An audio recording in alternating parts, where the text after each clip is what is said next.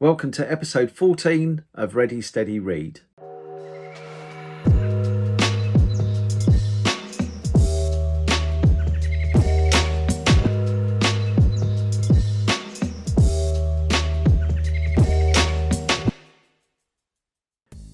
As usual, thank you for joining me on the episode of Ready Steady Read. We are actually at number 14. My thanks go out to you as usual. If you haven't done so already, then please click the subscribe button just at the bottom of the page here, and also make sure you click the notification button, and that will let you know when new videos go up on our YouTube channel. So it's a little bit different here today. We're not going to be talking about a book as such today. What I did want to talk to you about are just 5 things that I think are important when you're reading magic books, or if you're a magic book collector. So without further ado, let's have a look at number 1. So you may not know this from what you can see behind me here, because this is just a small selection of the books that I have out on display, but actually I tried to keep all of the books in some kind of order. Now I know that there are book collectors, not necessarily just magic book collectors out there, that like to have things alphabetized. I think I said that right, in alphabetical order. And obviously this makes the ease of learning very simple. It means that you can look for things very easily. These aren't necessarily in alphabetical order. What I have tried to do is keep as many of the authors together where possible. Now I am a bit of a stickler for kind of order in things. You may notice that the books behind me, certainly they're all of a certain size, and the certain size that fits into these little cubby holes here. So that's something that I'm very particular about. It's just a quirk of me collecting the magic books. I like to have books of the same sort of size together. What I also try to do is I try to keep the authors together. So this particular one here, you'll see that I have all of the card colleges together. I have stand-up card magic, I have Hidden Agenda and Secret Agenda here. So these are Roberto JB books. Just up here I have some of the Di Vernon books just here, so these are all kept together. Some of the newer ones just down here. In actual fact, these aren't in any particular order here at all. Up on this side, if you take out the Paul Gordon books just at the front here, which again are together, I have books at the back there that are more theory orientated. So where possible, I've actually tried to keep the books in some sort of order, be that by author, be that by set, as in the case of the card college ones just here. You can see down here actually I have the Alex Elmsley books together, obviously, the Ed Marlowe books, the Mint volume 1 and 2 just here, and also I have Ed Marlowe books just running across here. A little bit further up we have the Johnny Thompson book, then Lewis Carroll book, then Simon Lovell. There's some Bruce Servon books here, I think. Yeah, and then that kind of makes its way across as well. Down the bottom here you can't see them, but I do have things like Simon Harrison books together, some more Ed Marlowe books together, which are oversized, so they won't fit into the kind of gaps here. They're together, although thinking about it, I've got a bit of a space over on this side now, so I might move those up. The Larry Jennings books together, and there's some miscellaneous ones down to the bottom here. Albeit that the John Bannon books down here, Smoke and Mirrors for example, and Impossibilia are together. So it is a case of putting them in this order. Now it might make sense, you may be thinking to yourself, why has he said that? But in actual fact, lots of people don't tend to do that. Most people, if I'm brutally honest, tend to go for kind of order, and to be fair, that's what I did to start off with. I would have the larger size books going down to the smaller books, because I like the idea of bigger down to smaller. I don't think a lot of people really think about it overly, but it is something to consider. It may seem like a very small point, but actually having them in this sort of order, or some sort of order, does make a lot of sense, especially if you're using your book collection as a reference library. Number 2, this is something that I've made a note of: ask questions. Now again, this might seem something that might be fairly obvious if you're a book collector, and when I say ask questions, what I mean by that is you're looking through a load of information, a whole ton of information that is stored in the pages of the books that are in your collection. So really what you should be doing is you should be asking yourself questions. You should be asking yourself, questions that may end up forming connections. Recently, we filmed an academy with Steve Reynolds. It's been one of my favourite academies thus far that I was involved with for various reasons, not least being that I'm a big card magic fan and I love Steve Reynolds' work, certainly. So I was very keen to be involved with this particular academy. But one of the things that came out with that, and in conversations with Steve since, is his ability certainly to take the books that he has read and make connections between different things.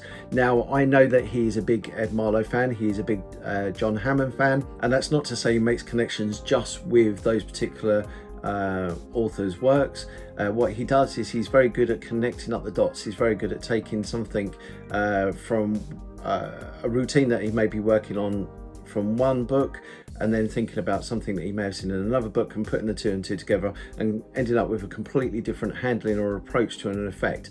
I think that's really neat, and that's what I mean by ask questions. Ask yourself continuously, what would happen if I took this from here and I merged it with this from here. I've recently been experimenting with some of the ideas that are in the Cardition, the Ed Marlowe book, and one of the things that actually has come out of that is an effect that I'm working on, which started off as an Ed Marlowe effect, ended up being an amalgamation of the Ed Marlowe effect and the Biddle trick. And so actually what I've done is I've tied in things that really have been at the back of my mind. It's kind of in like a little bit of a storage vault, I guess, and I've put the two and two together, so I kind of synthesized the thing together. So ask questions, try and make the connections between different things, different authors. Why not? Why not take something from Marlowe and merge it with something from John Hammond, or take something from Di Vernon and merge it with something from Juan Tamaritz. So really sort of play around with it. Once you're familiar with the effect, then obviously use the information that is at hand here to ask yourself those questions, to make those connections, and then maybe you'll come up with a completely different approach to some of the stuff that you're working on. So number 3, speak to others. Now, it's all very well and good having this information to hand. I like collecting magic books. I like reading magic books. I like going through the information that's in magic books. But actually, it helps to be able to express what I'm reading here and share it with others that may have similar interests to me, others that may own the books that I own, others that may own books that I don't own, for example. And going back to what I was saying with regards to ask questions and making connections, sometimes what can happen is that I'll find something in, let's say, card college just behind me here, and it may then spark me to ask a question of one of my colleagues, one of my friends, and they may say, oh, actually, have you checked out such and such in this book? Now, it'd be great if I had that book. I don't own all the magic books in the world, unfortunately, but it's great to sometimes be told, oh, actually, that's similar to such and such, and you can check it out in here. And if you don't own that book, then it's something that either I buy or I may borrow, have a look through, and then it goes back to making those kind of connections again. So it's important to speak to others via email, face-to-face, whatever you need to do that's necessary, and not necessarily your own friends, your own circle of friends as well. Reach outside of that. We have some wonderful forums that are on the internet. We have the Magicians Forum, we have the Magic Cafe, we have the Alakazam Facebook page, for example, the Alakazam product page, the academy pages that we have that put together for the different academies that we run. So ask questions on there, reach out to these people, ask the questions, because I guarantee they'll probably ask more than happy to either share it or ask questions of you about other stuff as well. So it's really about casting that net wide and using the information not only that's behind you here, but also the information that's being shared by others. So number 4 is use outside resources. There is no doubt one of my favourite resources is the Conjuring Archive by Dennis Bear. I think it is absolutely amazing. We also have Conjuring Credits, which is by Dennis Bear as well. 2 search functions, 2 search engines designed for use with magic. Conjuring Archive is the one that I use the most. If you go in there and you type in a particular person, or you type in a particular move, or you type in a particular effect, it will bring you up all the references with regards to that. Not just references, but it will bring up page numbers, it'll bring up offshoots of those references. So let's say you're looking at the Ambitious card, for example, you'll type in an ambitious card, it'll bring you up all the references, it'll tell you whereabouts the page numbers with regards to the books that are in, and then when you click on that, it'll then tell you references from there for other avenues that you might want to explore. So it really is a remarkable piece of internet usability, if that's the right word to use. It's certainly absolutely amazing for finding out information. If you're ever stuck about resources, and then that is the place to have a look at. Conjuring Credits, similar sort of vein, its main component being that if you were after the credit reference historical note for, let's say, the Svengali deck, that's the place that you would go. Both are absolutely brilliant, like I said, well worth checking out. So if someone that you've spoken to mentions something and you're really unsure, or they're unsure as to where you would find it, then that would be, or both of those places would certainly be the first places that I would go and have a look. So lastly, tip number 5 is keep notes. Now, just down here, I'll try and do this without moving the camera. I have these 3 books. These ones have been written in. This is the newest one, and these are literally for keeping notes in. They're just scribbles. If I've got an odd piece of paper, I don't necessarily, if it's something that I can't find the books, for example, and I really need to make a note of now, I can always use my phone, take a quick reference, or I can scribble it down on a piece of paper and then just stick it into the book later on. But these are literally reference points. These are reference points. Now, we've got the Conjuring Archive, like I said, we've got Conjuring Credits. These are great resources as well. These are great ways of jotting down ideas that may spring to mind from the connections that you're making by asking questions and speaking to others. See how they're all interlinked. And they're just wonderful to refer back to.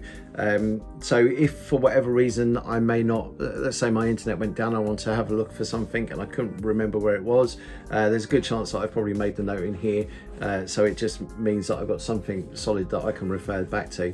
I have a table here, I have a pen on it, I have these books on here, or the newest book certainly, and then I just scribble down stuff. I tend to, because I read a lot when I go to bed, or just before I go to bed. So what I tend to do is I tend to keep one of these just by the bedside cabinet. So if I really do think of something, then I'll jot it down as well. So yeah, these are indispensable. On the back of that, I do know that there are quite a few people that use sticky tabs, the tabs that you can get that you peel off and stick into books. I'm not one for writing in pencil in the margins of books. I know that some people do that. I've brought books before which have indentations written in them. My Martin Gardner book, actually, the Impromptu Magic book over there, has some things that are written in both front and back, just little notes that are in there.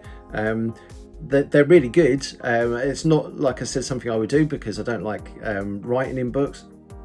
But I'll give you a really, really neat example if this is the volume in question. This is volume 1 of Mint by Ed Marlowe. Just at the beginning here, this actual set belonged to Roger Crosswaite, the famous English card magician, for those of you out there that know the name. And this just says in here, Roger Crosswaite, just after a cellar dealing session with Bob Irons, who features in Roger's Thesaurus, if you've got the book. This pen is his, June the 7th, 2001, reference cigar bottom 332. Okay, so this obviously shows me that this was this particular slate was something that Roger and Bob were talking about, and so in 332 here we can have a look at the slate. But it's interesting to see these little bit of history as well. Just at the back here, we have some numbers. I have no idea what these numbers are about.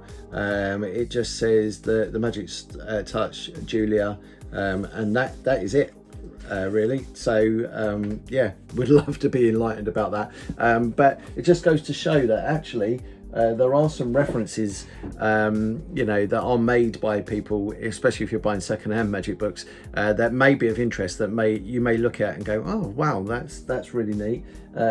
If I can find it, the Martin Gardner book, I may be able to just show you that as well. There we go. Just down here, it's a little bit too far to reach, and it would mean me having to come off camera. In there are indentations, or there are notes made about particular tricks that the gentleman that I brought this off of had made. And so when I brought it, the first thing that I did is I had a look at what was there and thought, oh, actually, I'll take a look at these.